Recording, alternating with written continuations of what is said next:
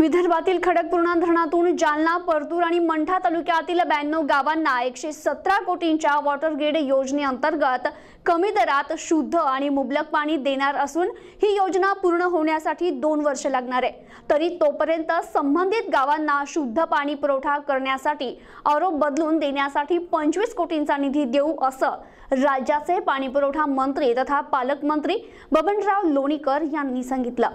मंठा तालुक्यातील तळणी येथे water grid योजनेच्या कामाच्या भूमिपूजना प्रसंगी बबनराव लोणीकर बोलत होते। तर मंत्री झाल्यामुळे परतूर मंठा तालुक्यातील 176 गावांसाठी 223 कोटींच्या वॉटर ग्रिड नंतर जालना, परतूर आणि मंठा तालुक्यातील 92 गावांसाठी 117 कोटींच्या वॉटर ग्रिड मुळे मतदारसंघातील पिण्याचा पाण्याचा प्रश्न कायमस्वरूपी मार्गी लागला असून भाऊंच्या माध्यमातून लवकरच मराठवाडा वॉटर ग्रिड योजना होणार असल्याचं युवा नेते राहुल लोणीकर यांनी यावेळी सांगितलं। या प्रसंगी भुजंगराव गोरे, शिवाजी खंदारे, गणेश खवणे, शरद दहातोंडे, ज्ञानेश्वर शेजूळ, पंजाब बोराडे, कल्याण खरात, सुभाष राठोड, विठ्ठल काळे, अशोक वायाळ, नितीन सरकटे, राजेश म्हस्के, गजानन देशमुख, उद्धव पवार, दारासिंग चव्हाण, दत्ता कांगणे, सुधाम सरकटे, केशव सरकटे, शंकरसिंह चंदेल, गणेश कापकर, अविनाश राठोड, बबनराव सरकटे, अशोक राठोड, किशोर हणवते यांसह अनेक मान्यवरांची यावेळी उपस्थिती होती।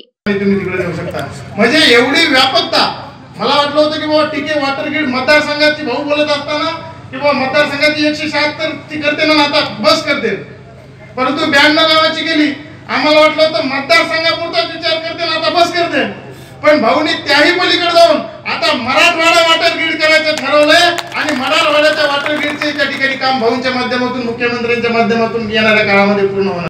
पाणी शिपायाला लागतं, सरपंचाला लागतं, आमदाराला लागतं, खासदाराला लागतं, मुख्यमंत्र्याला लागतं, पंतप्रधानाला लागतं, पाणी राष्ट्रपतीला लागतं, पाणी जीवनपणी लागतं। मेल्याशिवाय कुठल्याही जातीच्या माणसाचा विधी मेल्यावर पाणी पाजल्याशिवाय होत नाही। मेलेला माणूस पाणी पितो का? पण पाजावं लागतं। आणि म्हणून मी पाणी पुरवठा खात्याचा पाणीदार मंत्री आहे।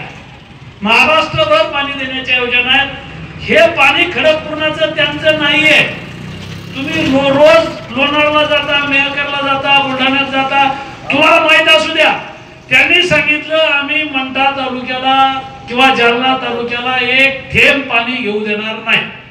सगळ्या कायदेशीर प्रक्रिया पूर्ण झाल्या। डॉक्टर बाबासाहेब आंबेडकरांनी राज्यघटना लिहिल्याप्रमाणे प्रत्येकाला जीवन जगण्याचा अधिकार आहे, प्रत्येकाला पाणी द्यावा लागेल, प्रत्येकाला त्याचा अधिकार द्यावा लागेल। प्रतिनिधी अमोल राऊत, NTV न्यूज मराठी, मंठा, जालना।